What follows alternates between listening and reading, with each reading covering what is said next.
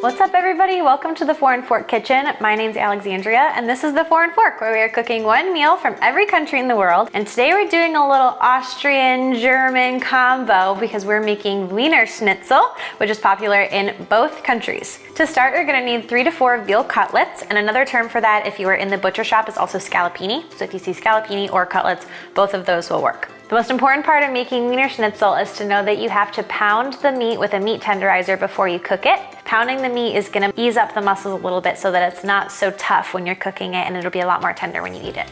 So what exactly is Weiner Schnitzel, you might want to know? It's spelled Wiener, but it's pronounced Weiner Schnitzel. It is a thin piece of veal that is breaded and then fried, and it's normally served in Austria alongside some lemon garnishes and sometimes some lettuce or kale or something along those lines too.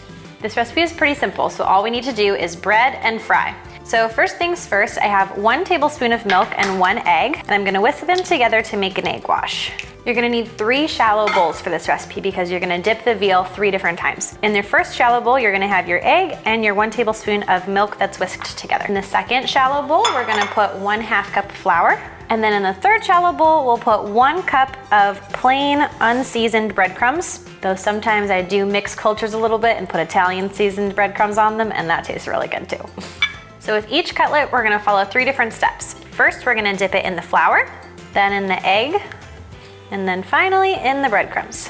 Then I have a cutting board off to the side, and I'm gonna put each of the cutlets onto the cutting board while I prepare the rest. I have a medium-sized pan here, and I have enough vegetable oil to go up about half of the way on the cutlet. And if you did it to about 350 degrees, if you don't have vegetable oil, you can also use sunflower oil or vice versa. They both work fine. We're gonna cook these for about 3 to 4 minutes on each side, just until it browns on the one side. Then we'll flip it over and cook it until it browns on the other side.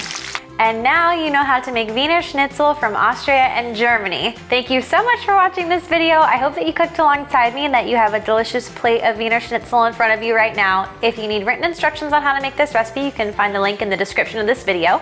And then you can also check out all of the other videos that we have on my YouTube channel, because there are some awesome dishes from all around the world with video instructions to go alongside them. Don't forget to put some culture in your kitchen this week, and I will see you next week. Bye guys.